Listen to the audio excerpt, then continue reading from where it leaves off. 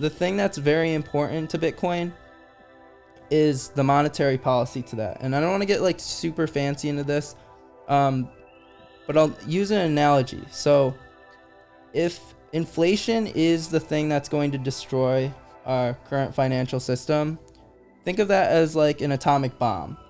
So right now there's a looming atomic bomb that's going to hit our system, and you need to get to safety.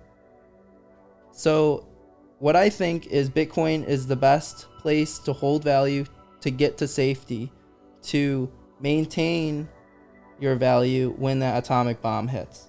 And so everything in the financial traditional system is going to go away. And then the thing that maintains that is going to be the crypto world, Bitcoin specifically. And the reason why is because of, it's a long discussion, but like scarcity with the 21 million coins, the fact that it's completely decentralized and it's been tested multiple times with like cyber attacks. The fact that it's portable, like you can move it around anywhere in the world. So as far as like a monetary vehicle, it keeps your money very safe, and there's no risk of that monetary system being manipulated. 5, 4, 3, 2, 1, 0. Yo, what's up? This is Boho Hobo, and we welcome you all back to Bindlism, a philosophy to a self-sufficient lifestyle.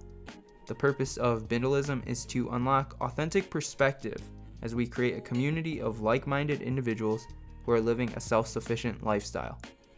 A self-sufficient lifestyle is one in which a human being is activating their self-awareness to curate an authentic life that keeps them sustained mentally, emotionally, and physically in their adventure towards self-fulfillment. Boho Hobo's mission is to support a community that fosters this culture. We will be interviewing a diverse group of people, including artists, creatives, entrepreneurs, and independent thinkers to make this happen. Please join us in this journey as we explore the world and broaden our horizons with discoveries of new perspective. Thank you to everyone who is taking the time to stop by on your journey to give us a listen. We hope you enjoy, and as always, explore endlessly. What's going on, everybody? Welcome back to Free Coffee. My name's Rob Reilly. Today, I am joined once again by the one and only Kyle Fisk. You may know him from his podcast. You may know him from social media. You may know him from this podcast. But welcome back to the pod, Kyle. How's it going, Rob? Thank you for joining us. Glad to be here. And as always, behind the camera, controlling the audio, Mr. Calvin McChesney. Hello. If you're new here, welcome. If you're not new here, welcome back. I actually screwed that up on the last episode. I said the opposite of that. I said welcome back if you're new here. But anyway, this podcast, we are dedicated to business, personal finance, investing, and all of the surrounding areas. And Mr. Kyle Fisk is a wonderful, wonderful guest to have because you, sir, are one of my favorite people to talk to about cryptocurrency, personal finance, retiring early, all the good topics that I love in the investing space. Hell yeah, that's what it's about. Welcome back. So we have lots to talk about. Yeah. We have a lot of stuff going on, but what's new in your world? Give everybody an update. What's been going on? What have you been up to since you were last on the pod? Studying a lot. There's a lot going on in crypto right now, and just trying to stay on top of it all. No one person can be able to learn all there is to know about crypto. And so if someone claims to think that they have the all-seeing truth of everything, they got to look deeper. I think crypto and cryptocurrency is one of those things where the more you learn, the less you know. Right? Yeah, like definitely. You realize as you go deeper and deeper, the less you know. It's humbling. It's infinite too.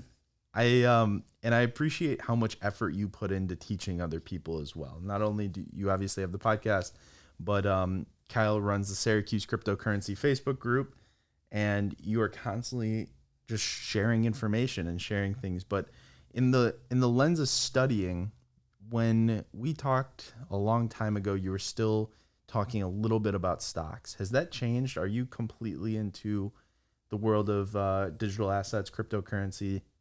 For the most part, yeah. Okay. And in this podcast, I'll highlight why that is my thesis. Like I said, I'm always open to new ideas, and if there's information out there that swerves me back into stocks, then I'll look back into it and be curious. But as of now, it just seems like crypto is the right move to play. I do have a portfolio in stocks, though. I work at Helio as an RN, so I have my 401k through them. And in my personal life, that's what I've been doing full time, is working as a nurse and then studying crypto and economics when I'm not working. And then on top of that, I'm heavily invested in Tesla. I have a personal brokerage account through Vanguard that I do individual investments with as well. And also have a Roth IRA. Cool. So well diversified, but right now, mainly in crypto. As far as any new income that I'm getting, about 50% of that's going into crypto. 50%? Meaning Yep. of all of income, not just your invested income. So when I get my paycheck, 50% of that Wow. is going into crypto. How do you have such a high savings rate? I live pretty conservatively. My brand's called Boho Hobo. It's all about living minimalistically and trying to like find yourself through creativity. And I spend a lot of time focused on that rather than material goods. So instead of going to the movies and finding entertainment through the means of buying tickets and admission of whatever it may be, I'll be going to the gym, focusing on my craft and studying, gaining knowledge. So in that example, I know it's meant to be general, but you obviously have figured something else out in order to make your savings rate so high. How do you keep, that's in that example, that might save you, right, 25, 35, 40 bucks. How are you able to save 50% of your income? What kind of expenses like living, transportation, how are you able to keep those costs so low? This will be in alignment with the FIRE movement and all the good things and information about that. But it's about trying to increase your income and lower your expenses. So I don't have a fancy car. I live in an apartment. I rent. I've considered buying a house just to hold assets and something that can increase and appreciate in price, such as a house. But as of now, just thinking about putting a down payment to that doesn't seem appealing. Like I said, I try to limit my expenses on entertainment. I think that's the killer right there. Trying to focus more on your personal development, because at the end of the day, everyone has the same amount of time, and I'd rather put that time into investing in myself, whether it's my health, my wealth, or just general well-being. Hang out with friends. Focus more on the little things of life, I guess. Yeah, I love it, man. I think, I'm a big fan of the FIRE movement. I didn't mention it prior to this because I wanted you to kind of bring it up and say it, but FIRE is one of the big reasons why I started this podcast. Investing in dividends was one of my main thesis points and points on the podcast that I wanted to make. And, generally that shifted a little bit, but the overarching goal has still been the same. And I think that's one of the main reasons we originally connected on an investing topic, right? We had the same goal and we were kind of going about it maybe slightly differently, but it was fun. It was fun that you've been always an interesting person to talk to and sit down with because you're always on the cutting edge and you always have a really interesting way of thinking about investing. Dare I say your way of looking at investing is a touch more modern than mine has been historically. So it's always been fun to see the yin and the yang of us, but still aimed at the same target. Yeah. It's to be free. Yeah. Financially free. I don't want to be at the mercy of a CEO or some sort of supervisor that's going to just like order me around. Granted, I can humble myself and do the work, but it's more so trying to focus on what is happening on the macro of the world and allotting my resources and time and energy into those things that are making the world a better place in the best ways that I see fit.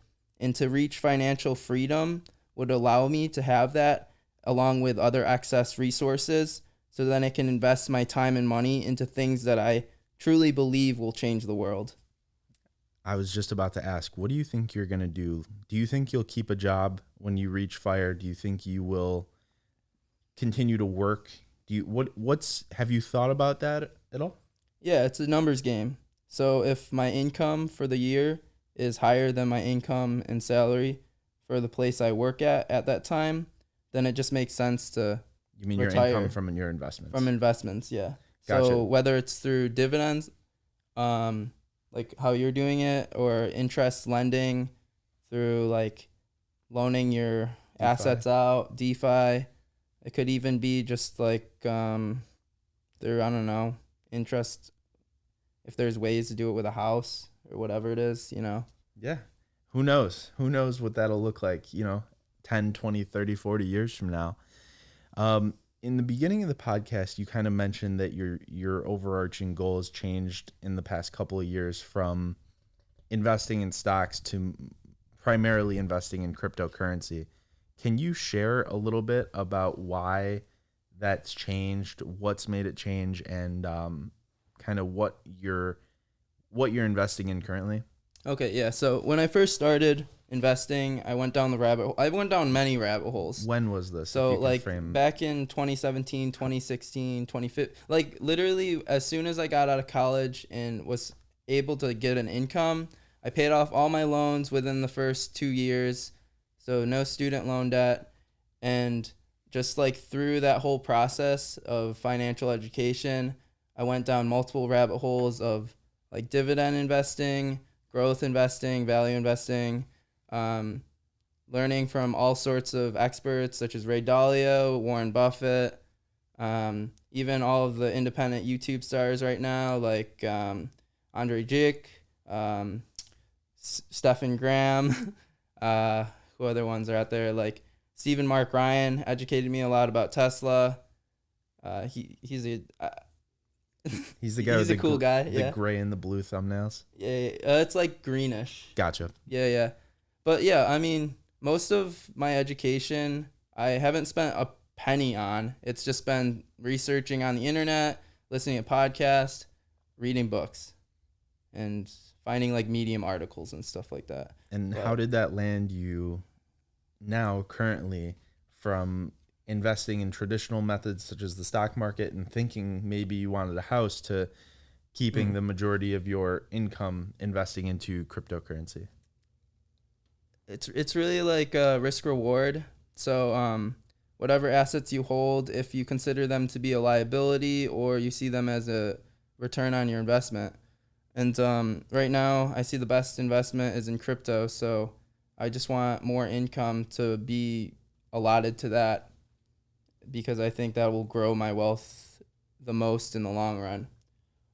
Because of the usability of it, because of the opportunity and how new it is, what stands out to you as the big opportunity here in crypto? Is it just early? Is it more than that? It's looking at the macro thesis that I have around where I think economics is headed towards, the world is headed towards, and how the economic factors are influencing all of that. And it's basically looking at where does the value go?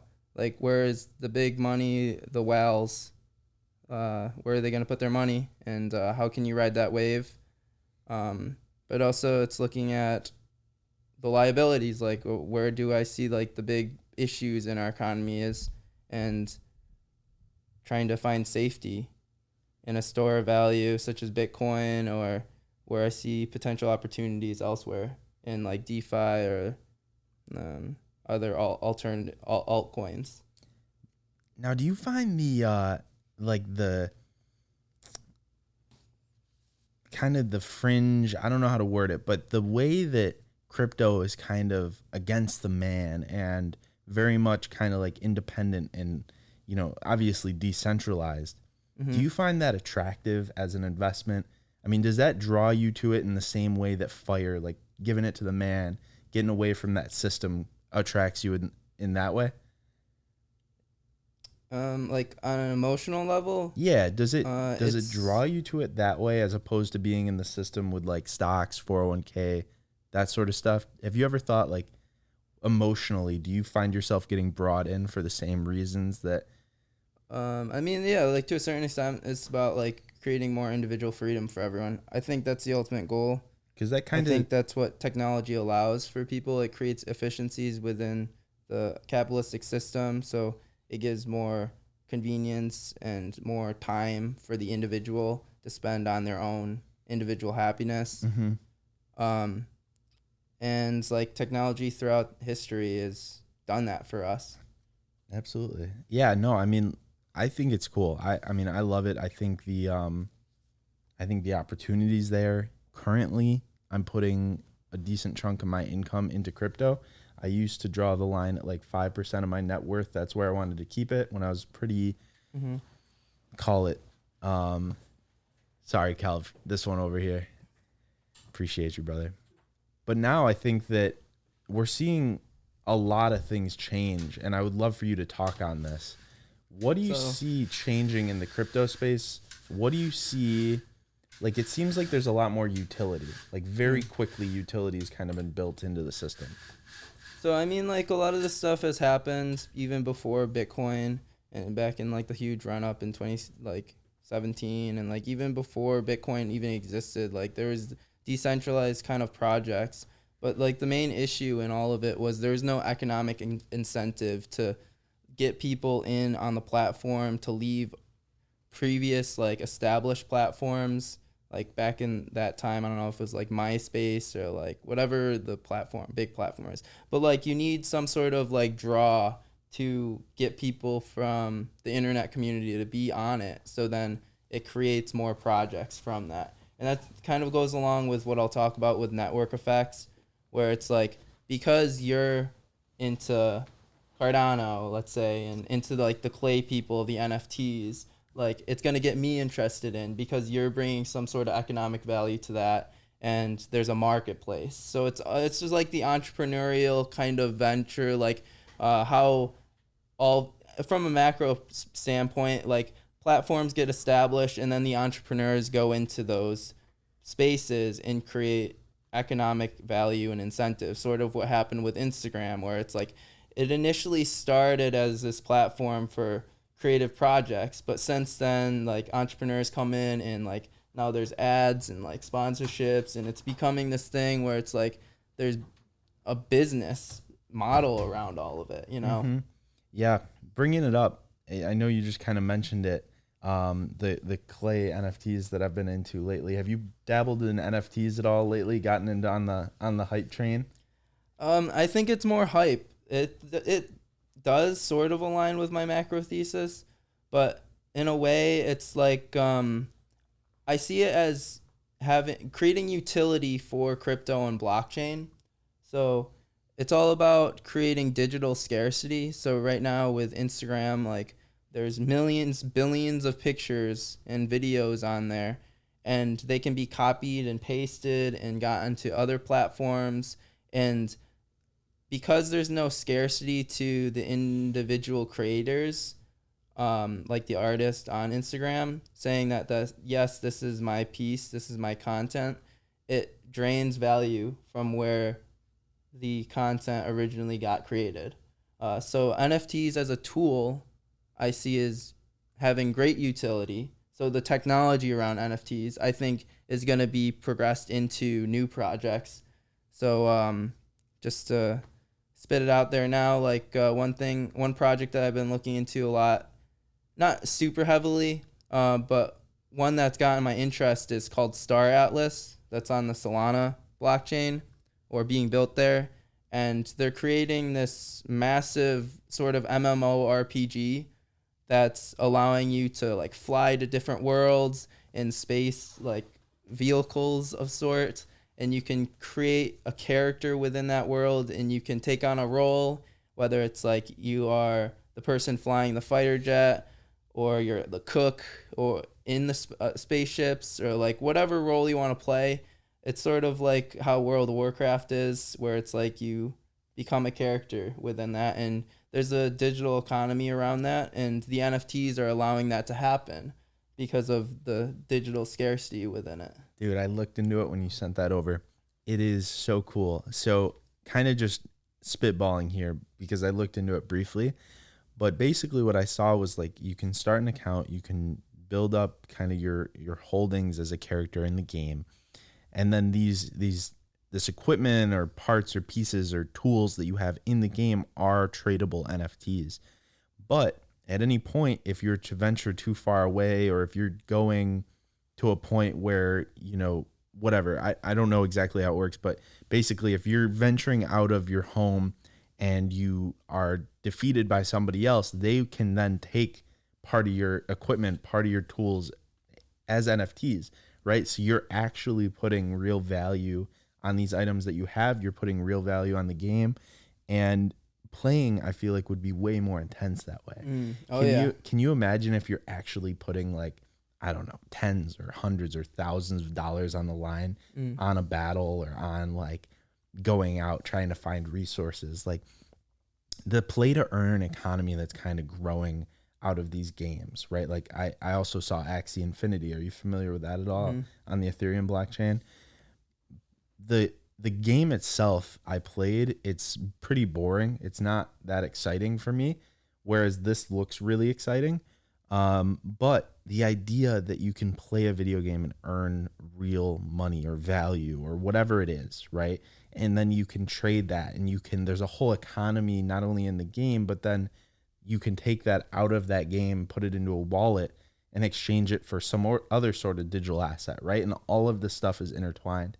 That's so fascinating to me. I mean, it's kind of mind blowing, right? Like there are people who are making their living off of these play to earn games now. Yeah, and I think it's going to be even more widespread as the years go on.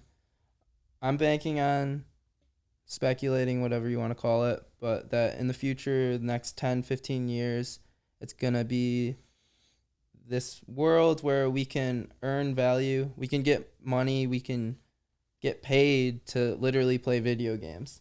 But like you said, there's going to be that scarcity element to it where it's going to be a lot more intense than just playing Call of Duty right now, but that you can actually like lose real value in that. So it's a double-edged sword where it's like, yes, you're going to be able to get money playing games, but also the downside is that you could lose your living by playing games as well. Sounds a bit like gambling when put that way, huh? I guess so. It's kind of like if you've ever seen the movie Ready Player One. I have not.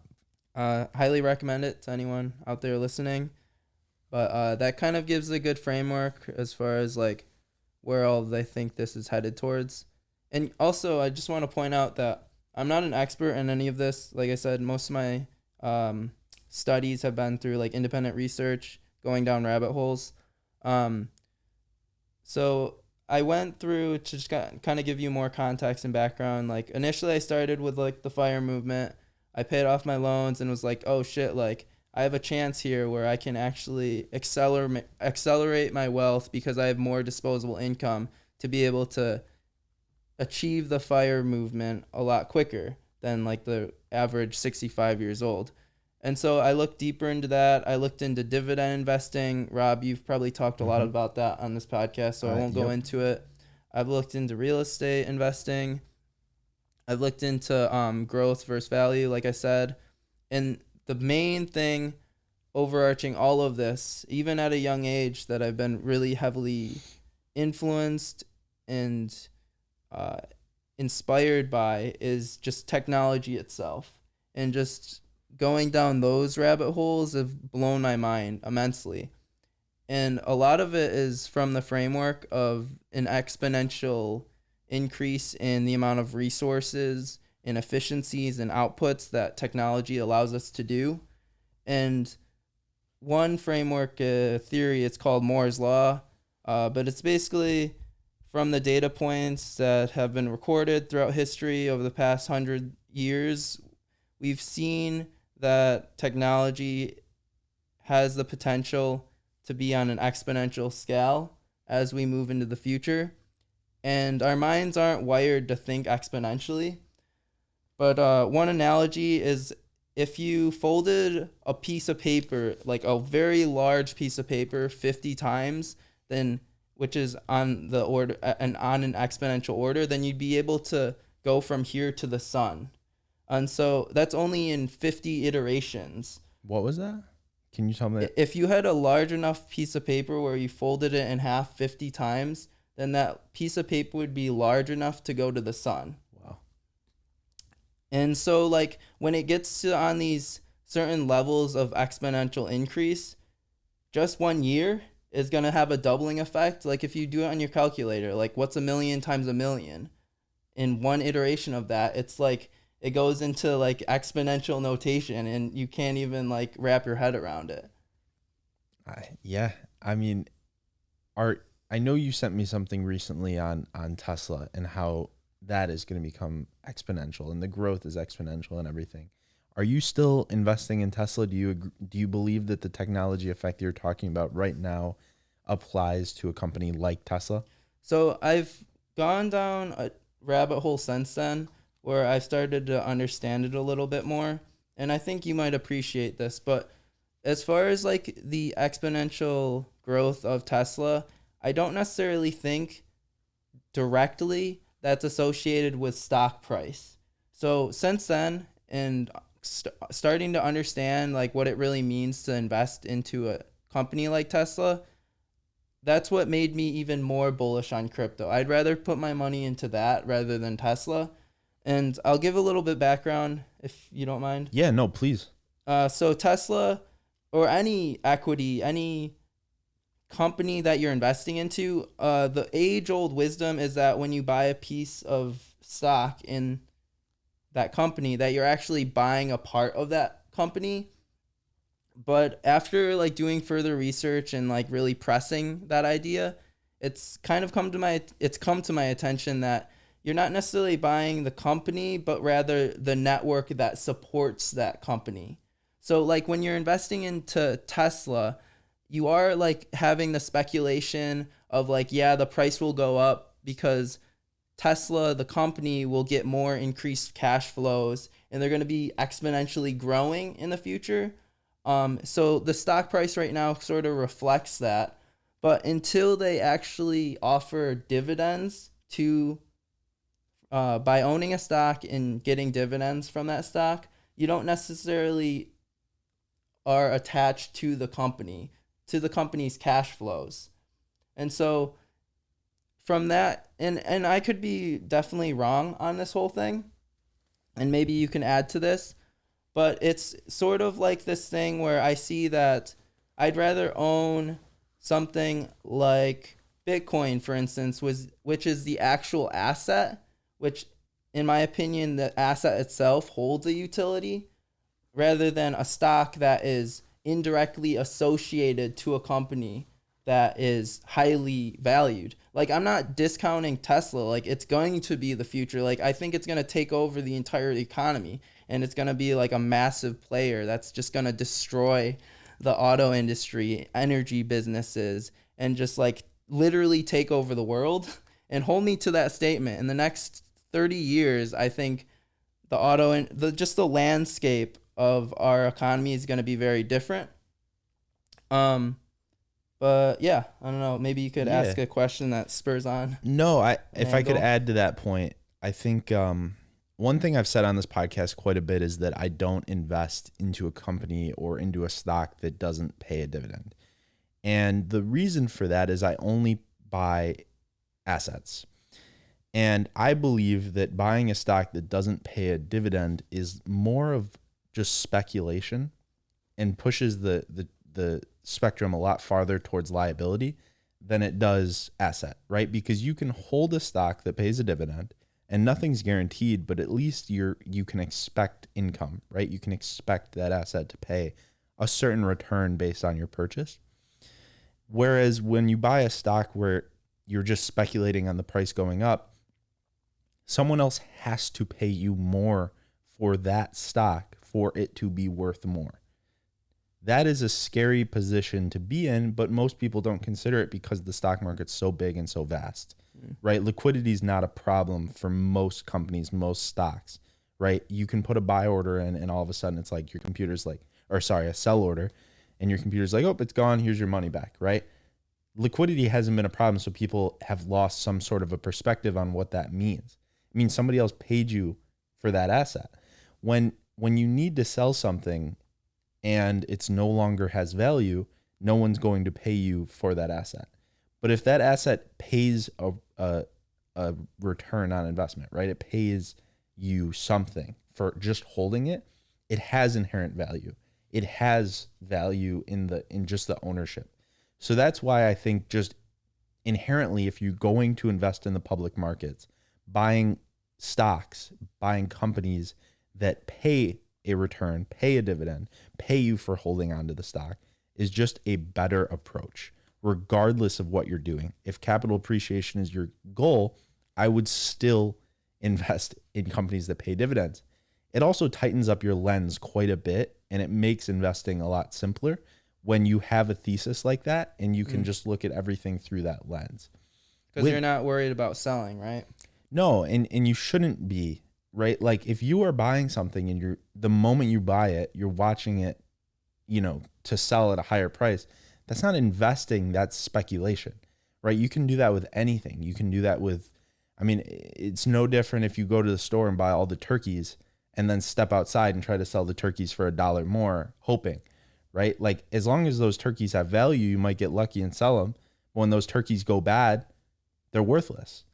It's the same with a company. If you're buying a stock hoping for it to go up and then the stock has no value, the company never ends up making money and never ends up returning its shareholders with any value. It's just worthless. It's going to go down.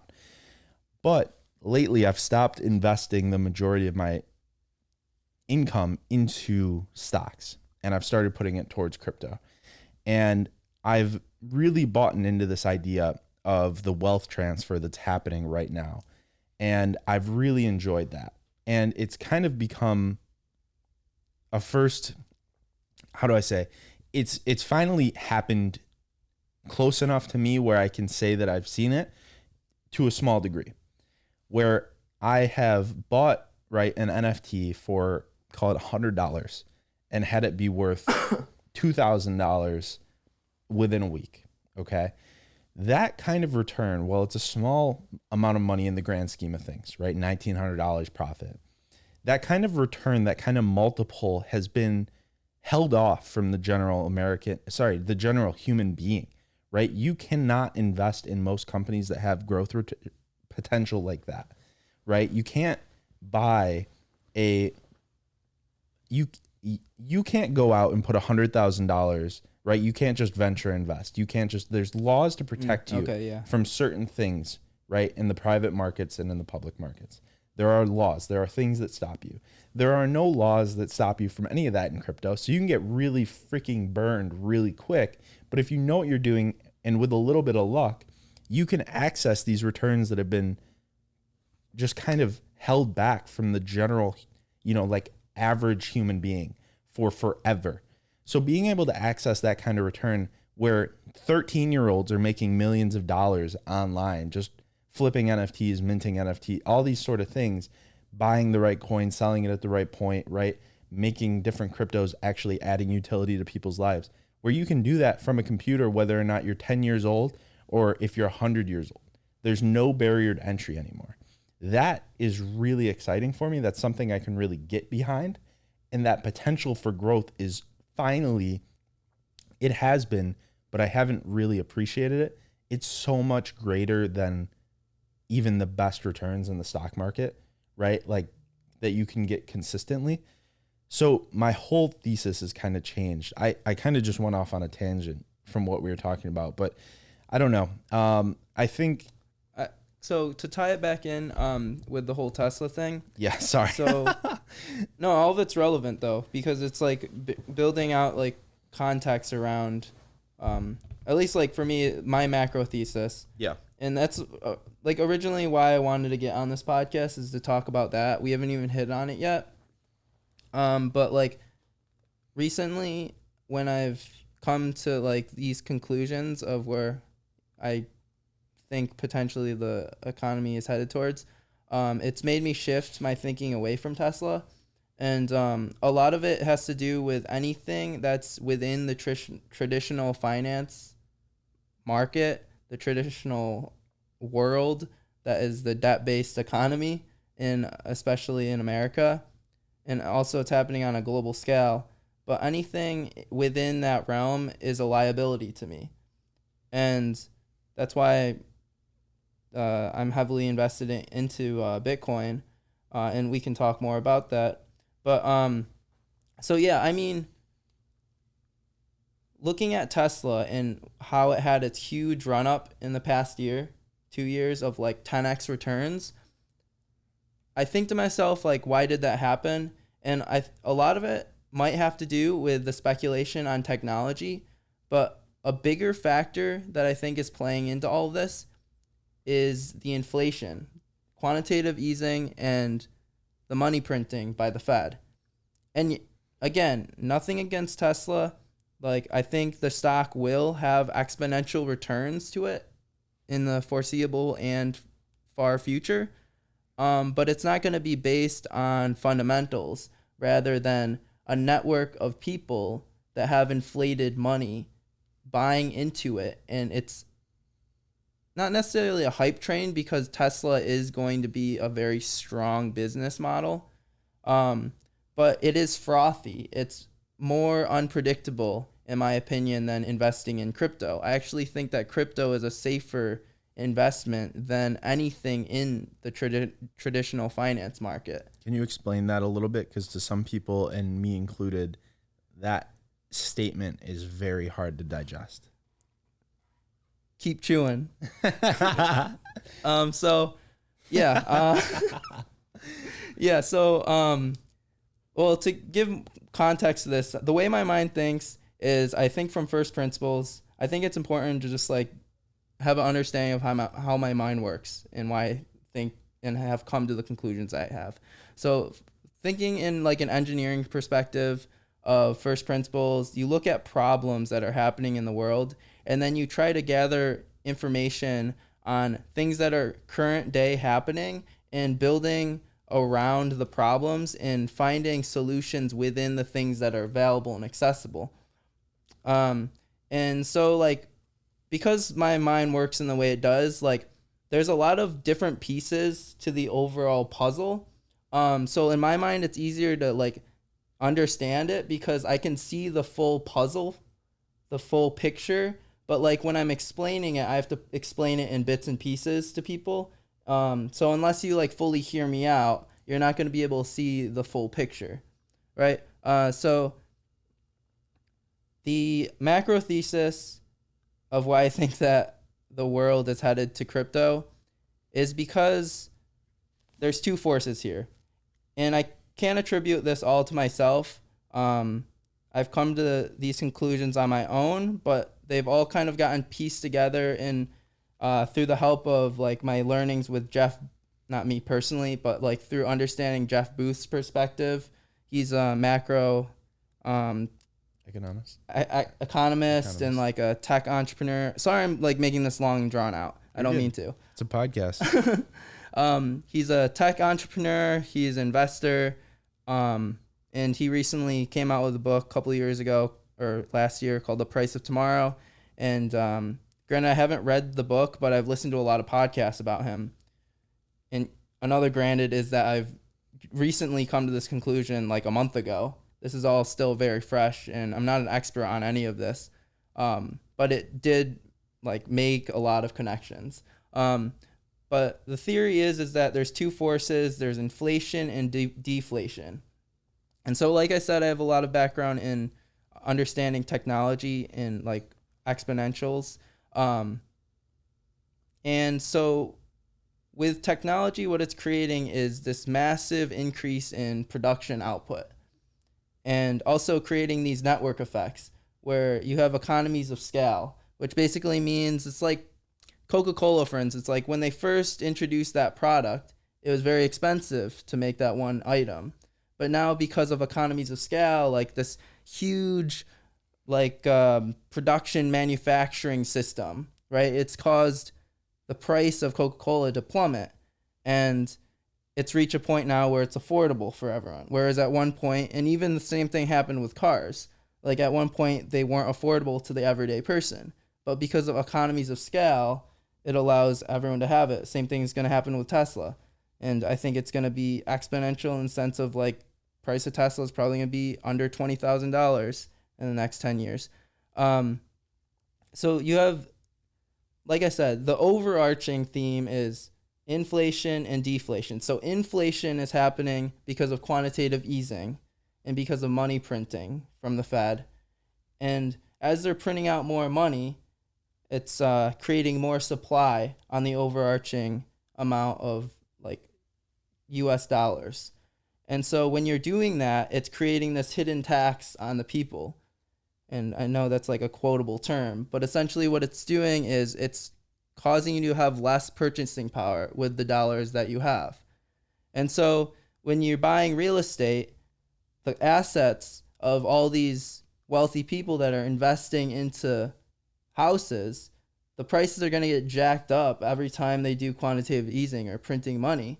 And the people that are left behind are the everyday people that don't own houses or stocks. And like if people don't own stocks, then you're not going to rise that increase inflation of prices. 100%. And that's where that like point about Tesla comes in. Like I think the price of Tesla increased because of the money printing, you know, and because I didn't hold Tesla before the run up kind of thing. It's like that I lost out on that value increase. I don't want to stop this, but I do want to say I bought a home last year this time. If I hadn't, I couldn't afford a home right now. I don't think. Like it would be extremely expensive to buy a home, right? Like just in the last 12 months, the inflationary effect on real estate has been so insane that I might have been completely priced out of something that 12 months ago was completely reasonable for me. And so one thing that does, to piggyback off that, make it affordable for the everyday person is loans. So me being able to go to the bank and being like, hey, bank, can I have some money to buy a home? The bank's like, sure thing, buddy, as long as you pay the interest on it. But also at the same time, like the interest is decreasing because they want to make it affordable for people. They want the everyday people, the banks, for people to buy their loans out to go get a house. And I did because take a loan now on my house. I'm indebted in the bank and they can confiscate my house, my assets, whatever it is. So then they can maintain that level of wealth. And so what's happening right now is we're creating a system, and this is why, quote unquote, they call it a debt-based finance system or credit-based, what other buzzwords there are. But yeah, we're in a financial system where the wealthy stay wealthy because they own assets, and the people that are trying to make by have to become indebted to that system to be able to at least try to climb up the ladder. But unless you own the asset, you're not actually getting that gain on the price appreciation and benefiting from quantitative easing or money printing. And so potentially that inflation. Sorry? And potentially that income from the asset. Oh, yeah, true. And on top of that, that's another thing that's fucked up, is that, like, me, I'm not, if I don't own a house, right? Not me, just in general, like, you're not getting that price appreciation from owning that real estate. And also on top of that, the person that is owning that is putting pressure on you to, like, pay the income that you don't have otherwise. And on top of that, you have debt with the banks. Well, I think, you mentioned really early on this podcast, you had the hindsight to pay off your debts extremely early. I don't think most people have that thought, like debt's cheap, just keep your debt, pay your debt. But when you have debt and you owe money, that sucks your income dry. And not having the income to invest, your income is, oh God, I'm going to sound like a very certain somebody in the social media space. Your income is your most powerful tool to build wealth, right? There's no way around it. If you're spending your income on debt every month, you can't invest anything. You can't build your wealth. You can't buy assets. There's no shortcuts. If you want to build wealth, you have to invest with cash that you got from the job that you're working. So the only way you can increase your income is moving up through the ranks, building a business, getting more money, creating value. So there's that element to it where like inflation is hurting the everyday person. There's a lot of aspects to this, and sorry this is going to be long and drawn out if people aren't like nerdy in this kind of stuff, but I am. So I'll keep going. This is for the nerds. This For podcast. the nerds, for everyone, because this is affecting everyone. I think everyone should be educated about this. If And I get the opportunity to, I would love to rant on Tesla at some point this afternoon. Perfect. Love to hear it. And so I mean, it's not also affecting just the everyday person, but also the big corporations. They're running on debt as well. So in order to maintain their operations, they got to get business loans that they might not be able to pay back. And also not just them, but the government itself. Like think about the trillions of dollars that they're printing off just to be able to pay the debts that they owe to other countries. So just to be clear, So it's creating this pyramid hierarchical thing where like, yeah, the people at the top are quote unquote benefiting, but they're also equally fucked as everyone else because everyone's in debt. I think though debt is used properly, it's one of the most useful tools, because just speaking from experience, there's a lot of growth that's happened in my life that couldn't have happened without the use of debt, good debt. So I struggle to Debt that gives you cash flow. not even, yes, I'm trying to think. No, I mean, I have debt on my house. That's good debt because my mortgage payment is less than my what would be rent, right? So I consider that good debt. It saves me money. I'm paying down my mortgage. I'm keeping equity, but also business debt, right? Because in some degree, I understand what you're saying. There are businesses that abuse debt, but there's also small businesses all over the world that need debt to fund growth and fund just their day-to-day operations because they don't have the cash to do it. Now, to some degree, could that be bad business management? Sure. But most of the time it's not. Most of the time it's just people actually just need cash in order to operate that they don't have, and they can get money through debt. Are you saying that the whole debt system is bad, or are you saying that what's the point of the inflationary aspect to this is that debt is good if you can pay it back. Plain and simple. But when you add technology to all this, it's going to create deflationary forces that are going to cause businesses that are already well established to have a very hard time to be able to get the cash flows they need to be able to pay off that debt. So in order for them to survive in this technological exponential shift that's quote unquote like is or isn't happening, like that I'm speculating on, right?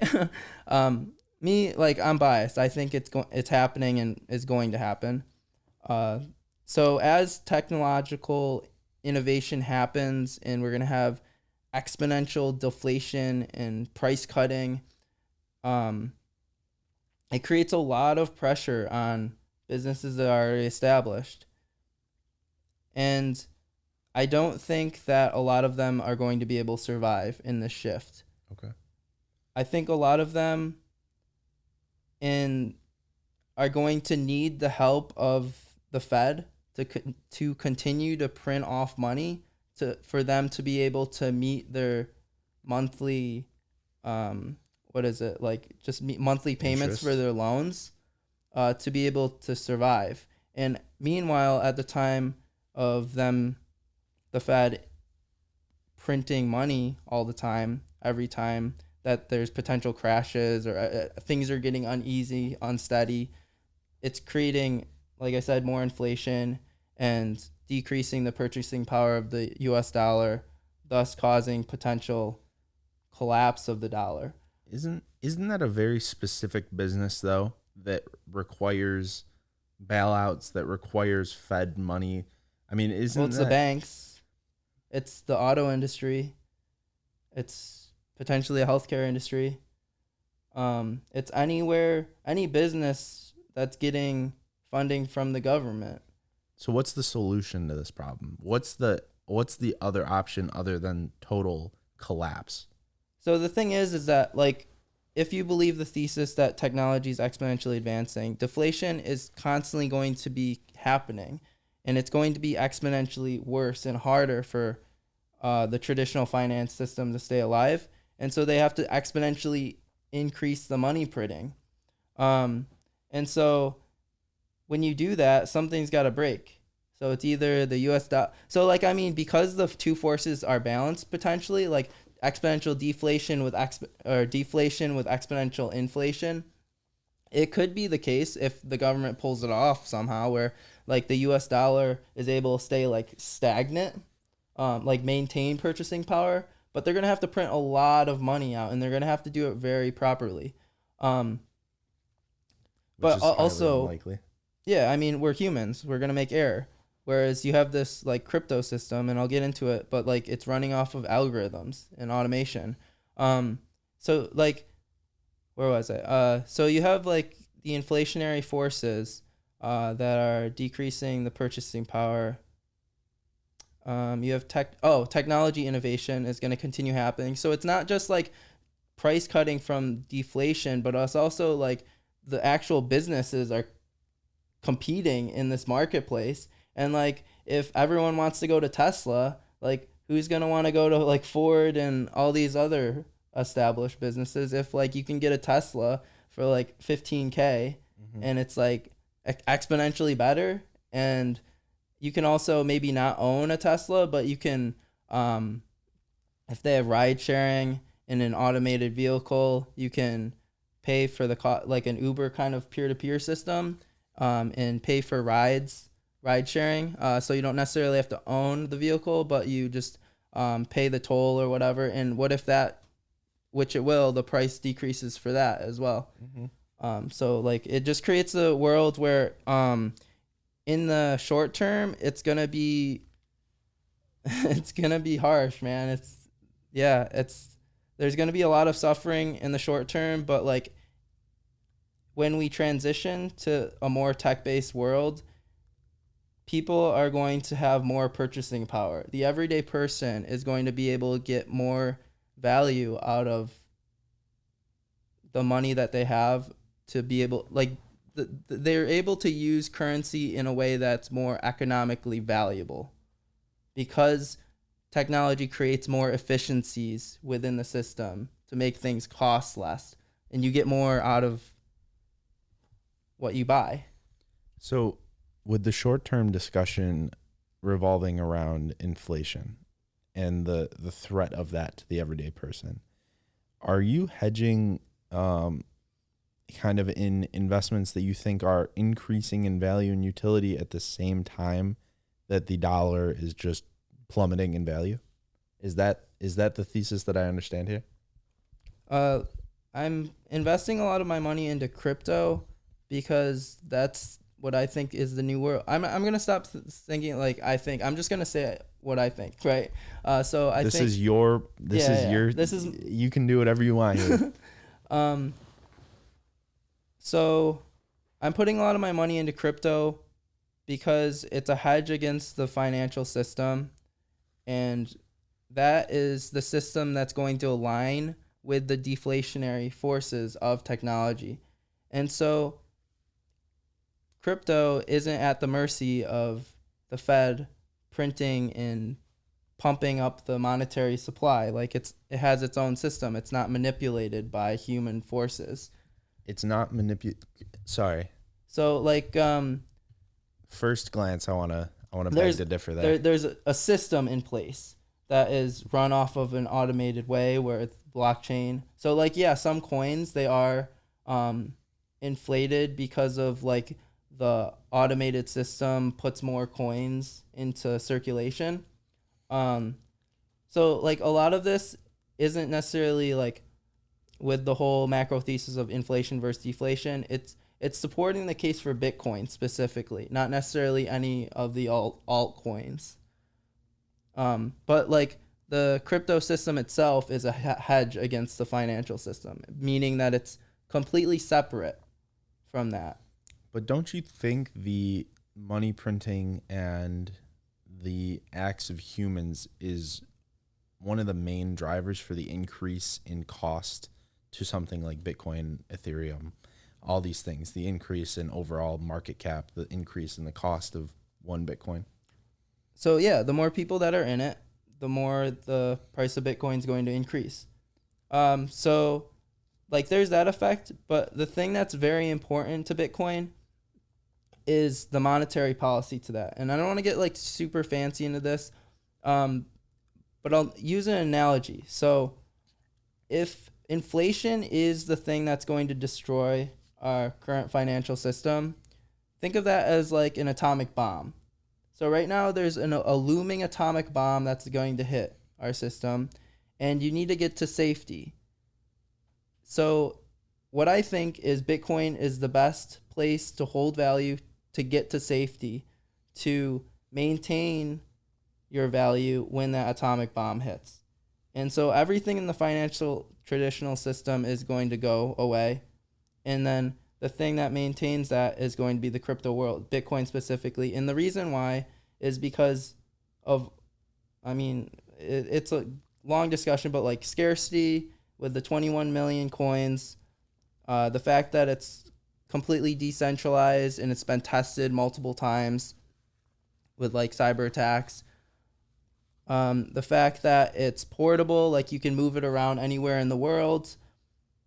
So as far as like a monetary vehicle, it keeps your money very safe. And there's no risk of that monetary system being manipulated. What do you think the biggest risk to Bitcoin specifically, and maybe more generally the cryptocurrency space, is? Like the sentiment? Like what? No, like what's the biggest risk to the overall space, right? Like it either not working or failing or... So like if you believe in the thesis that the government will continue to have to print to like save their asses, then we're going to, and they will, we're going to always constantly be at risk of the dollar having potential collapse. Gotcha. So, I mean more the Bitcoin and the cryptocurrency space. What's the biggest risk to Bitcoin? Right now, I don't think there is any. So it's been around since 2009, and there's been multiple attacks, multiple crashes, and it's gone through like so many different shit that you guys can read up on. But it really is establishing itself as the best asset to store your value into. Mm-hmm. So like right now we're having upwards volatility into it because we're still having that price discovery. We're still having people like getting on board and understanding the system. But what happens if, and like this is, the inflation isn't just happening in America, but it's happening globally. So like what happens when the entire global monetary like traditional system ends up like degrading over time? And so it's just going to be more of a bullish sentiment for Bitcoin because that's the thing that's increasing purchasing power, and it's riding the deflationary forces of tech because of the network effects to it. Do you have any thoughts on maybe the benefits of the proof of stake blockchain system as opposed to the proof of work? Any thoughts in regards to that? So I feel like I am not expert by any means on proof of stake, but like it does create this economic incentive even worse than proof of work, where the people that own the coins and stake their coins have more power in that system to be able to make decisions. Whereas with proof of work, the monetary policy is totally separate from the holders within that coin, within Bitcoin. Which do you like better? As far as what I think will save the world, Bitcoin. Okay. By like 100-fold. But in terms of like I said, with Ready Player One, where I think a lot of tech is headed towards is creating this VR world where we're going to be able to have social media on a decentralized platform, be able to like get an income from being in those ecosystems, and be able to like have these like unhuman, well, I don't know, like ultra like crazy experiences. Yeah. Well, I think about like when you think about the internet, right? Go back to the 2000s, go back to the late 1900s, right? The things that we can do now and experience now and interact with now were unfathomable. right? So it's impossible for us to comprehend how this technology will, like you said, compound and change and come up with new things. We cannot predict it. It's moving at too fast of a scale. No one could have predicted next day shipping and drones delivering things at your house like Amazon does. No one could predict opening up your phone and having millions and billions of songs accessible for what now is, $10 a month. It's not very much money, right? Nobody could have ever imagined some of the things that we take for granted in technology now. And I think in the whole cryptocurrency space, we can't fathom what's coming. There's no way for us to understand the growth, the opportunity, and the systems that will be built around it today, right? 20 years from now, 10 years from now, 40 years from now. But being a part of it is where the opportunity is, right? So that's part of the reason why I'm bullish on it. Don't know how I got here, to be completely honest with you. I'm a little, you know what, man? I won't even lie. I'm a little fried from the week. I'm realizing it right now. I'm pretty tired, to be honest. It's a Friday night, and honestly, this week kicked my ass. So I keep going on these rants and forgetting how I got here. But I don't know, man. I think if I can talk about the proof of work, proof of stake thing, I'm very, just in my sort of pretty liberal thoughts in investing, right? Where I want the company to pay back the investor. I want to be rewarded for holding it. I want voting rights, all that sort of stuff. That all fits perfectly with the proof of stake sort of technology. There's arguments for it being more secure. I can say them here, but I'm not a technology guy like on that level. So for me to repeat what other people say would just be kind of ridiculous. I'm going to probably get some pushback on you for saying this, but like with the current financial system, it incentivizes shareholders. So companies that might not necessarily be doing great economically as far as providing a product and delivering value to their customers, they might still be maintained by money printing because they want to make their shareholders happy because they're getting a return on their investment, right? So the same thing could potentially happen with proof of stake where you have, they say it's decentralized, but like what if somehow Vitalik is able to have centralized control over Ethereum and he's rewarding stakeholders, proof of stake, for holding coins, and he like has some political agenda where he can just keep giving money or incentivizing the holders that he feels fit for that political agenda. And so it kind of alludes to this world in the crypto sphere where it's like, it might mimic what we have now.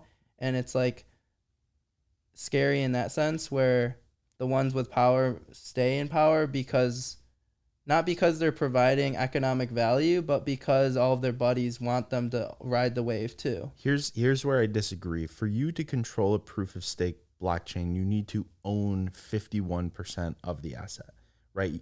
To have the voting right, to be able to control it. Oh, I agree. That's just fact, right? Mm-hmm. That's not an opinion. That is, you would need to own 51%. If you were to own 51% of any of the major proof of stake blockchains, right?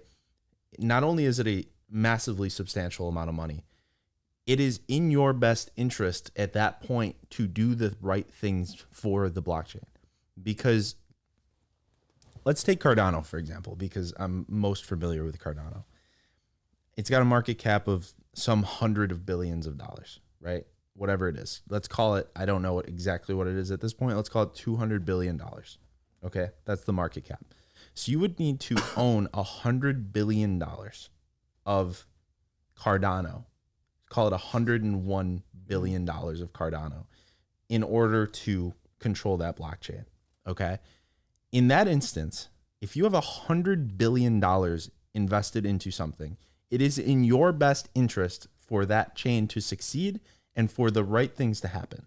Because if it doesn't, you are losing massive amounts of wealth. You're removing massive amounts of just sort of just your own equity, right? Mm-hmm. Yeah. So for me, I like it when people have a vested interest in things doing well, right? When you're investing into a company, it's why I think people like investing in companies like Berkshire Hathaway, where they're investing into a company that is ran by, Warren Buffett. And Warren Buffett is controlling all of these companies. It's in these people's best interest for Warren to do well.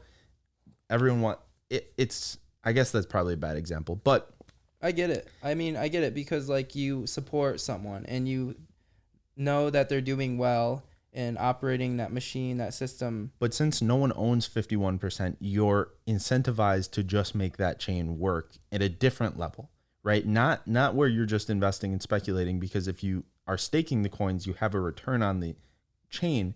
You want the actual chain to grow. You want the utility of that to grow. You want the transactions to grow so that utility continues to provide that income, right? Because transaction fees are eventually what will pay that sort of the stakers, right? The people who own the coins. Mm-hmm. So I think on the Cardano blockchain, 70% of all of the coins currently in the world that are currently released are staked. 70%, meaning those are just people holding onto the coins with vested interest in that chain doing well. Mm-hmm. Not to mention, if somebody actually wanted to hack that chain, they wanted to buy $100 billion of Cardano, it would be incredibly hard, because the supply, let's say it's 200 billion. In order to buy half, you have to have half of it sold, right?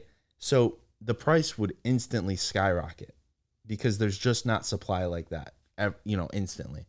So in that way, I think it's extremely secure. It would take a long time. And if you notice a whale acquiring, all of a sudden they're at 20% of ownership of a chain, then they're at 30%, then they're at 40%. And this process would not be instant. This would take a while. You have the option to sell out. You can be like, all right, I see somebody's about to control this. I don't personally believe I want to be a part of this anymore. I want to get out. It's not instant. Whereas if somebody buys half of the mining power on a proof of work blockchain, they can instantly control the blockchain. It's like that. Wait, say that again. With proof of work? Proof of work, in order to control the blockchain, you would need to control half of the computing power, right? Okay, Half of the hash power. Mm-hmm. So you can, it would be incredibly difficult as well. But in this instance, if we're talking about one or the other, you own all of these computers. You own all of this computing power. You can take down a chain and still retain a lot of your economic value in your computers and in your investment. Mm-hmm. You're not invested into the chain the same way. You're invested into a technology to run the chain versus being literally invested in the chain. Yeah. For that reason is that one reason solely is why I believe proof of stake is probably more safe is the wrong word, but it's the word I'm going to use.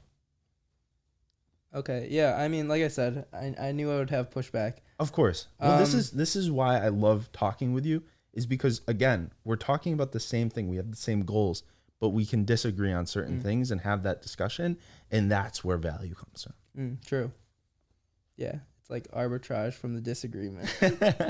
Well, I mean, dude, from our discussions, it makes me think about things differently, because I might say one thing, but then I'll sit on it. I'll listen to this podcast over again. I'll process what you're saying, and I'll say, oh man, there is some truth to that versus my thing. So I'll maybe meet in the middle, or I'll meet closer to me or closer to you and have a new thought and a new idea that branches into something else. And that's powerful. You know what I mean? And the technology that we're sitting in an office recording this, and anyone can listen to this and form their opinion, independent of us. And, we can communicate with them over social media. That's incredible. That it's just mind-boggling. I'm going off on another tangent.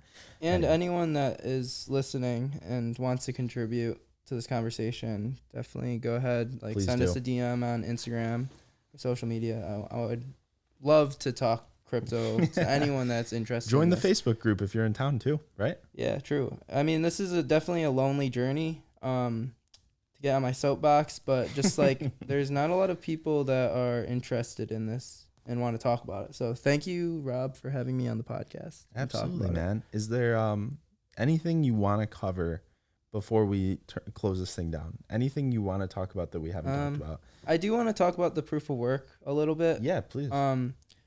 And proof of stake. So like I said, I'm not an expert on like proof of stake as much, but I do have Ethereum. Like my portfolio is Bitcoin, Ethereum, Polkadot, Cardano, and Solana just recently. All names that people should recognize, right? And like I said, I'm a nerd about technology. Is Solana proof of work? Sorry to interrupt you. Proof of stake, proof of work. Proof of history. So they actually have consensus of the system. Consensus of the system is like the thing that like maintains like order.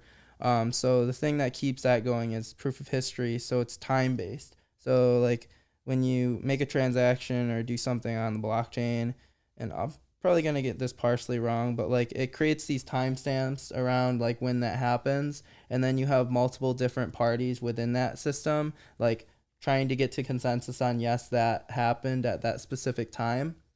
So it's a totally different mechanism. I think they do have some backbone or some sort in proof of stake, and it's like a jointed system. Google says proof of history is a sequence of computation that can provide a way to cryptographically verify passage of time between two events. Use with that what you will. I have no idea what that means. So I think tech wise, Solana's a powerhouse. Granted, just recently, what's today? It's September or something. September 24th. Like about a week ago, they had an issue where it had over 400,000 transactions. And it actually, transactions per second, and it broke the chain. But since then, they've been able to recover the chain, and I don't think they had to fork it, which basically forking is like where they create an exact replica of the chain, but a new one, and then it bridges off. This happened with Ethereum when their chain broke. So Ethereum has like Ethereum Classic and the current Ethereum, which is the one that forked off and made its own ecosystem. Totally different aside. That was scary though. Truly, did that scare you as an investor? Because it scared me as somebody Solana who's or Ethereum. The Solana breakdown that happened. It worried me as somebody who's looking at it as a potential investment to say, oh my God, that chain just stopped working. There were transactions stuck. There was value stuck. Nothing worked for a while too. I mean, it was a good amount of time. So I mean, partially the reason why I invest more in the alts is because of the founders. I believe in like their vision, and they're really freaking smart, and I think they're gonna get the job done. And a lot of the reason why the chains stop like growing in network effects is because like the founders kind of like lose initiative on it, and then that's why it like fizzles out. Or because every time we're gonna have like every 4 years a crash, so if you're not in it for the long run, like once that crash happens, you're just gonna like move on to a different project. So you really gotta find a team that's like devoted to making this thing work. So yeah, like Bitcoin, as far as a monetary policy and like what it does to create a global reserve, like a form of value that we can always depend on for potentially the rest of time. Because like our system, we had gold backing the dollar, and then in 1970 we transitioned to being fiat based, which means that the government can just print off and have ownership and control over the supply of the dollars. Traditionally we had gold to back and create like the global reserve currency. So we need something of a form of currency that we can always look to as that, yes, this is the established real value in the world. And that was gold, and Bitcoin, I think, is going to overtake gold's market cap and become the digital gold of the world and be a better form of currency or asset, whatever you want to call it, to maintain the purchasing power for the dollars or whatever currency you're using to have, because we always have a backing. And especially in this new crypto world, like because it's so new and because all these coins are getting like the supplies are being changed because of like the monetary policies, we're going to need the same sort of reserve currency in this new system as well. When I'm going to change it up a little bit. Okay. When the time comes for you to retire and you've gotten to the dollar amount that you feel is fitting, do you plan on selling your Bitcoin for fiat and then putting that into something to give you a return? Do you plan on holding your crypto and putting it into some sort of a way to get a return on investment while still owning it? What is your predicted plan right now looking forward on how you will actually retire from your investments? So I'm going to always hold Bitcoin for the rest of my life. I'm going to give it to my kids if I have kids and keep it in the family, never selling it. One thing that we have to factor into this that's really important is in a deflationary world, people are incentivized to hold their currency. Whereas in a credit-based economy that we have today, you're incentivized to take out credit and not save money. But the game's going to be changed because of Bitcoin. How so? Because now you're going to want to hodl. You're going to want to hold Bitcoin because that's a thing that's increasing purchasing power because that's the most finite asset in the known universe. So in that way, so the way that, I guess there's two ways to look at it, right? As a asset and as a so this is another thing too. Like I think it's almost as extreme as like all fiat will end up burning up from inflation and monetary printing. And we're going to need some sort of store of value to move all of that money into. And that's where Bitcoin has utility in. And then on top of like Bitcoin is the reserve currency of crypto world. And then you have like Ethereum, Cardano, all these other things acting more as like equities, like stocks in the system. So it's like similar in the sense of like you buy gold in the traditional system as store of value, and then you buy into Tesla because you're like gung-ho about their mission and stuff. I love it. But also on top of that, like within Cardano, you're not just buying a stock of Cardano. You're actually like buying into the ecosystem, and you can use that coin to have utility and exchange and like be in marketplaces. Whereas like if I buy Tesla, I can't be in that like community and exchange Tesla stock. You can't walk up and buy a coffee with Tesla stock. Right. Whereas maybe with ADA you can. Yeah, with Bitcoin you definitely can. Right. It's gonna be cool, man. Yeah, you can walk up with a coin with a that certain credit card that switches out your crypto for fiat at the moment of transaction. You can buy a coffee with your investment. Right, which is kind of wild. It's kind of cool. And actually, Strike Strike is a lightning layer to Bitcoin, so it's basically the layer 2 to Bitcoin's blockchain that's going to allow transactions and increase transaction speeds. But they just released it on Twitter in a beta where in El Salvador they were able to exchange money with someone that was in America to be able to buy a coffee. And Jack Dorsey, I don't know if you saw my post the other day, but he just announced that they're going to start to have Bitcoin and the Lightning layer on Twitter itself. Yeah, for like tipping and stuff, right? Mm-hmm, for tipping. I love it. You know what's funny? I don't think I've mentioned this once during the podcast as we've talked about Bitcoin, Ethereum, Cardano. I don't own any Bitcoin. I own 0 Bitcoin. Mm-hmm. And it's just another interesting layer to our sort of how we are aimed at the same target but doing different things, right? Mm-hmm. Because is it safe to say that Bitcoin is your biggest holding? Yeah. Mm-hmm. Yes. And also, I'll add to it after you say what you got to say. Is it safe to say that it will continue to be your biggest holding? Yeah, like I'm always going to put that as being... Well, the thing is that it's probably going to get offset as these alts grow in value.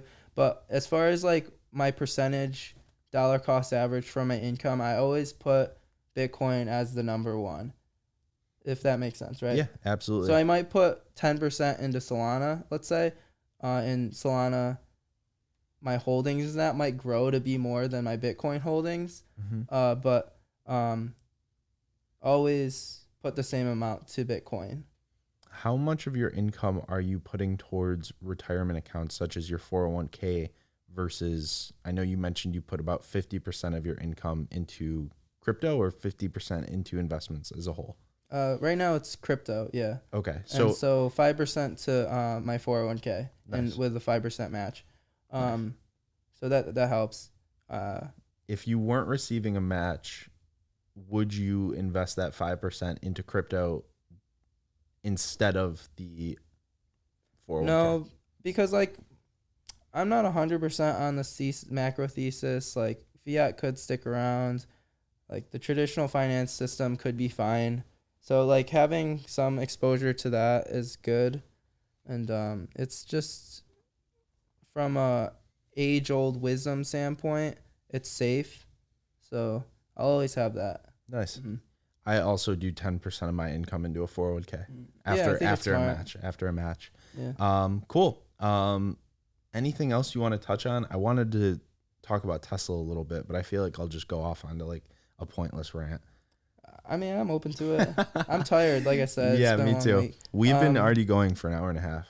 Oh, damn. All right. But just to make this point, because Well, one thing yeah, before we get into yeah, that. yeah. So Bitcoin store of value, you hodl it. You can gain 5% interest on this.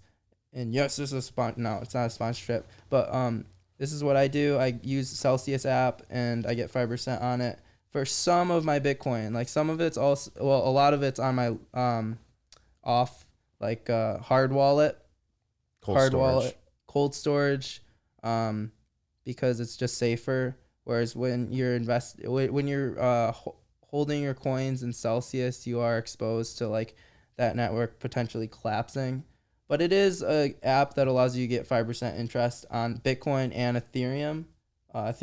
Well, actually, Bitcoin is like 6% up to 1 Bitcoin, and then Ethereum is 5%. On any Ethereum you have. Do you have a percentage base that you leave earning interest versus not earning interest, or is it just like whatever you have? Well, I'm holding all of it. Well, what do you mean? Like You said some of it's on your ledger. Sorry. Okay, Maybe yeah, I shouldn't yeah. have said ledger, but and then you said some of it's like in your Celsius earning interest. Mm-hmm. Do you have a certain split that you do that you try to keep, or is it just whatever it is? There's not for like what you put in the Celsius I don't have versus... it like super like percentaged out. I'm not like super accurate in that sense, but like I have most of it on my ledger, yeah. Nice. And then a little bit in Celsius as like an experimental thing, just to see what happens. I wouldn't put most of your coinage in that just because like you're at risk of collapse of that system as well. It's a little bit more centralized. Yeah. Mm-hmm. But I mean, it looks good, man. The tech on it's top notch. Absolutely. Do you use leverage at all in your investing? No, fuck that. I don't want to deal with that. That's a headache. I think that's honestly the main reason for most of the crazy swings in the crypto space is like 1 to 5% swing for somebody who's leveraged 10 times turns into a 10 to 50% swing real quick. You know what I mean? No, just buy and hold the damn coin and forget about it. All right. I love it. Speaking of buying and holding, Tesla. So Tesla, when we talked last, had a PE close to 2,000. It is now sitting around 400. I said the last time we talked, I believe Tesla would be a decent and less risky buy. Decent at 100 PE. So I think it has to be cut 75% from where it is right now to be a good buy, or the earnings need to skyrocket. Now, if you know our discussion, we probably are going to waste your time prefacing this a little bit, but there's a sort of understanding that Tesla currently has a phenomenal product. We both agree on that, correct? Mm-hmm. Tesla has an incredible product. Yes, 100%. It has a great fan base, and Elon Musk is an incredible founder. Correct. All stuff we agree on. So let me preface that. With that said, I think a lot of the growth that is already priced into the stock, let me be clear, the growth has already been priced in. So the growth that we're talking about making the stock price actually go higher is past the stock price where it's already at. Okay. So that growth is going to be determined a lot on execution. Okay. It's going to be determined a lot on competition, and it's going to be based a lot on the market at that time. And those are the three reasons why I would never buy Tesla stock, because I don't think they will continue to execute at a level that is that much significant. It is at such a higher percentage than other companies. I don't think they will continue to have the market share in the EV space that they do today. I think it will actually go down. And I don't think the technology from where we are today for Tesla will continue to grow at the rate that it has been growing. In stock or like actual company? Actual company. Okay. So like right now we haven't seen much in like profitability. It's like just reached profitable like last year sometime, right? Mm-hmm. Mainly because of the ability to buy and sell the carbon credits too. I mean, let's not forget that a huge. They're getting pumped up from the gov. Yes. Kind of like how we've been talking about. Yeah, same thing with the stock price, right? Yep. And like stocks in general, like the whole entire market. Also, little caveat, like I think crashes are healthy. Crashes are assuming that 100%. Crashes are trying to bring us down to reality. And the Fed is preventing reality from happening. We're dissociating. We're going a little psychotic here.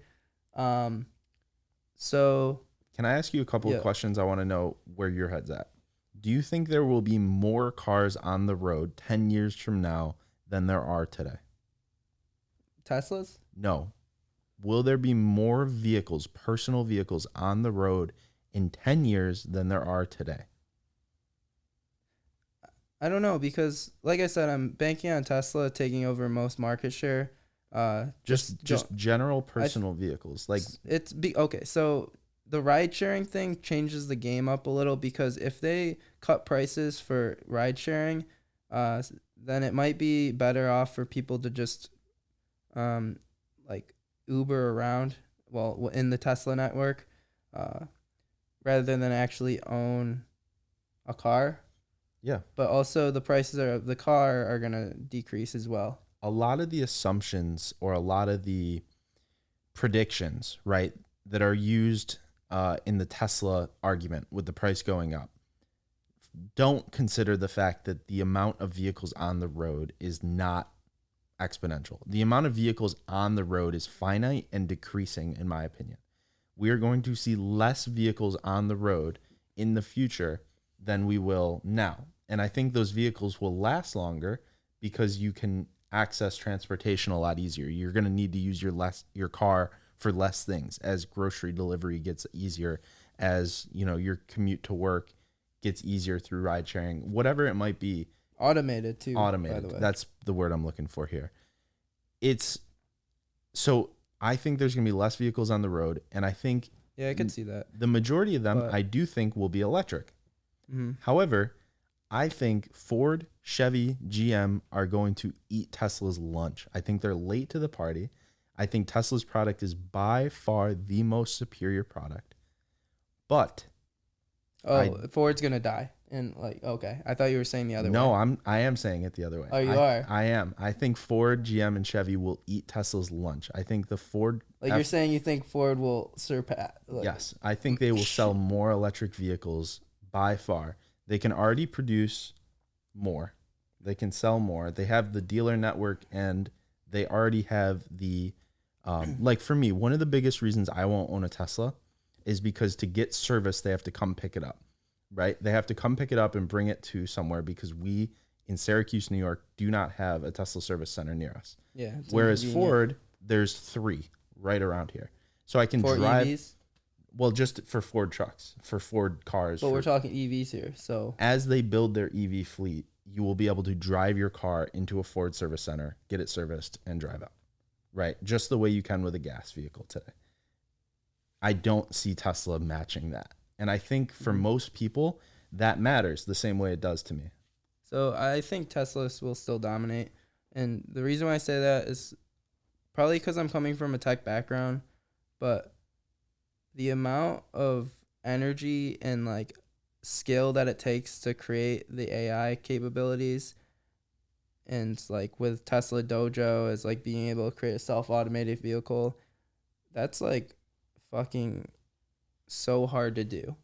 So with Tesla having that advantage versus all these other EV companies, like, okay, maybe Ford does have a better EV, but that's not really what's going to matter. What's going to matter is the software.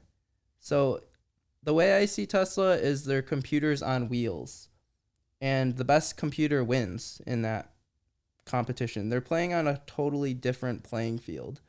And so, yeah, like the car for Ford might be better, but like if you're exponentially cutting costs of being able to rideshare, and Tesla has market dominance, and they're not going to be like selling their product, the software, out to any other companies, you're creating a way more convenience to be in an automated car with Tesla than you are to own your own Ford EV and then drive yourself around at also a increasingly more cost. So yeah, like as far as technology goes, Tesla like completely dominates. So and that's the same thing that happened with phones. Like the reason why Apple was able to have market dominance over the phone industry was because of the software, not necessarily like the physical phone itself. Well, some would argue that Android has the better software. It has the better technology.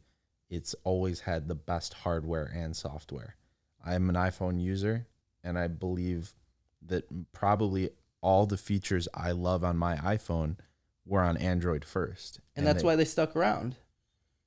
So if Android is, this example, the technologically superior product, why do so many people have iPhones? It's brand.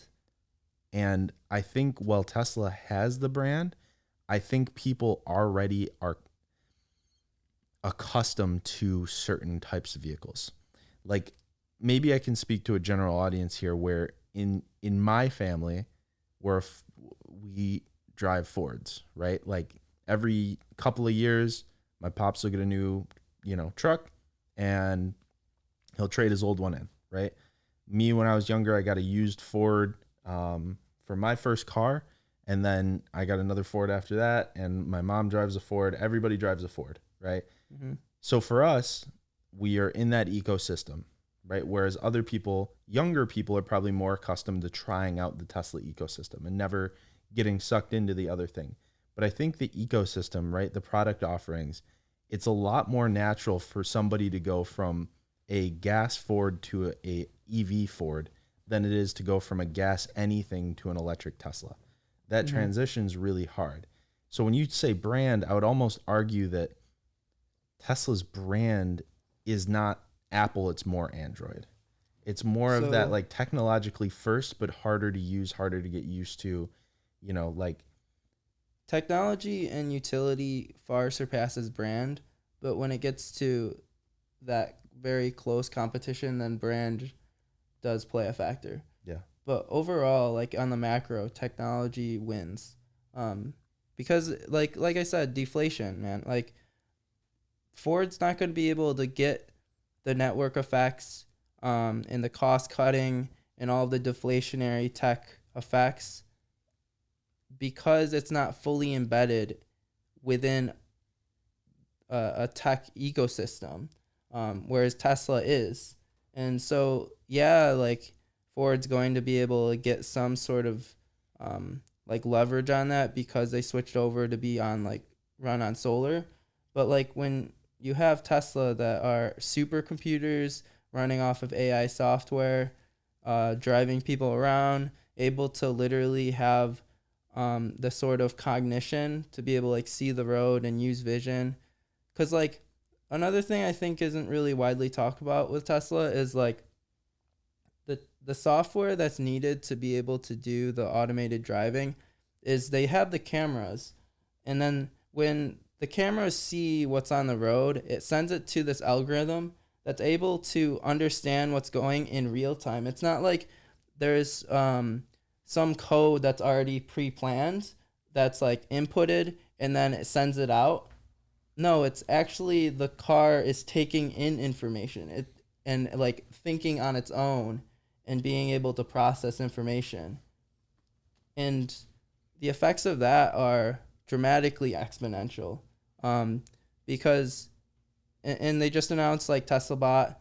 So this is speculation, but I think it'll be good to talk about because I think it will happen. Actually, Tesla bots are going to use the software from the Tesla automobiles,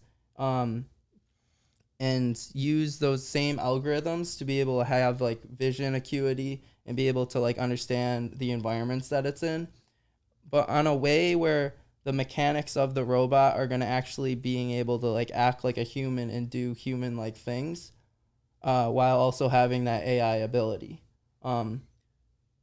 Whereas like the cars are limited in mechanical ability in the sense of like doing human like things because they're not structured to be human like. Yeah.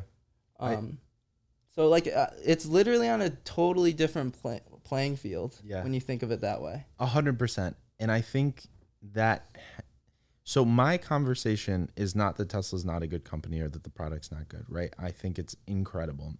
Speaking from an investment point of view, I think that has already been priced in.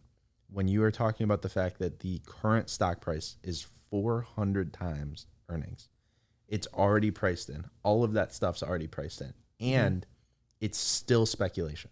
It's not like they have a Tesla bot. You know what I mean? So all the AI, right? All the self-driving, the Tesla bot, the technology, it's already priced in and it's speculation. So as an investment, if all of that is perfectly correct, it's already priced in. So your upside from there is very limited. That's my argument as an investment. Well, I see Ford as being a liability because they're not riding the deflationary forces.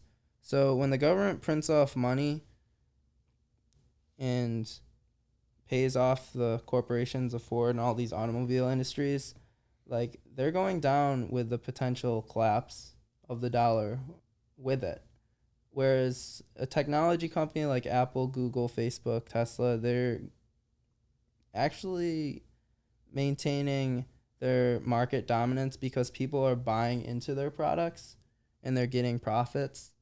So they'll stick around because people want them around, and also because technology makes our life more convenient, and also they're riding the waves of the exponential increases in efficiencies. So yeah, I mean, you were saying this discussion. You're saying that like you think Ford EVs are going to be better. I think, and then you're saying that like the stock. Are you saying like investing in Ford's a better option? Like I'm just trying to understand where you're coming from. If you handed me $100,000 and said invest this in either Ford or Tesla, and 20 years from now you have to live with whatever it is and you cannot touch it, I believe Ford would outpace Tesla over the next 20 years. No, 100% no. Yeah, I would go with Tesla, 100%. I love it. Yeah. And we can agree to disagree. And that's what's nice about this. But, you know, what's cool is this will live forever. And 20 years from now, I'll be happy to have you back on the podcast and tell you were right or wrong, whatever it'll be. And I don't care. Exactly. I don't either. I have no vested interest in either. But I will tell you, currently driving an F-150 Ford, and I have spent plenty of time in Teslas. Teslas are incredible. The product, incredible. The performance package Model 3 for the money is so much fun. It is the most incredible fun car I've ever driven, right? Because it's just instant torque. With that said, I still stand by my previous statement. I think there's a lot of things that go into the investment that would make me very, very hesitant to invest in Tesla right now at its current valuation versus what it has going on versus Ford. Another thing I want to point out is like if you're thinking from first principles It's about like looking at cars and seeing like what's the utility of them. Well, it's to get to A to point B. And it doesn't necessarily mean that you have to have the fastest car or even a great car at all. Like I'm fine with having my Kia Rio and just driving to work. And like, yes, some people subjectively would feel that they would want to have like a Mustang, whatever it is. But at the end of the day, we're just trying to get by and get to work. Yeah. And so again, just an investment in Tesla is more about the computers and the software rather than the car itself. Which is a whole lot of speculation that's already priced in. Meaning, if you put $100,000 into the stock right now, that all is already priced in. All that growth. I agree. Yeah, and you also have to factor in inflation too. But all price aside, it's not about price. It's about what I think will outlast the next 20 years. And I don't think Ford has a chance because the utility that it holds as a company is not going to surpass what Tesla is going to provide in value for humanity. And also on top of that, Ford is aligned with the inflationary forces of the traditional finance world, whereas Tesla is not. Can you elaborate on that one a little bit more on what you mean The when you say inflation? that? Well, when you say that Ford's aligned with it and Tesla is not. So Ford, I don't know the 100% specifics, but in a credit-based economy, I'm assuming that they have loans that they have gotten from the banks to be able to run their operations. So what happens when the government continues to print money? They're aligned with having to be at the mercy of inflation, right? So a current Google search, Ford's current debt, $46 billion in debt. Mm-hmm. And let me search Tesla's current debt. They're profitable. Well, I don't know 100%. Well, the companies will carry debt even, you know what I mean? Tesla's current debt is $8 billion. So I'm going to disagree under the economic principle that people with debt, it's not bad, right? Well, love inflation. If you have debt, inflation is great because it makes your debt less valuable. Yeah, Do you understand? So say you have $10 in debt, if the value of the dollar plummets, that $10 in debt doesn't change, but the value of that $10 does, right? So you still owe $10, but the $10 is worth a lot less. So if you take money, right, turn it into something valuable, and inflation continues to increase, your debt becomes inherently less valuable, right? So after looking at $46 billion in debt versus $8 billion in debt, I can't tell you which is the healthier business. You cannot make that assumption based on that number alone. But I can tell you, if you believe in the incredible amount of inflation which we've had, which is fact, then you should say the person with more debt inherently did better in a high inflationary period. Mm-hmm. And I don't think our future is going to be that way because fiat's going to have potential collapse because of the inflation. So like, yes, it's helping the people that own assets and own companies and have debt. But like, what happens if competition like Tesla starts to cut costs exponentially and be able to get market share because like customers king, customers will want to go to Tesla and tech companies, and then they'll swerve away from the old world, and then the old world can't pay off all of their loans and like monthly payments or whatever it is because they're not getting cash flow. And then on top of that, you have an inflationary monetary system.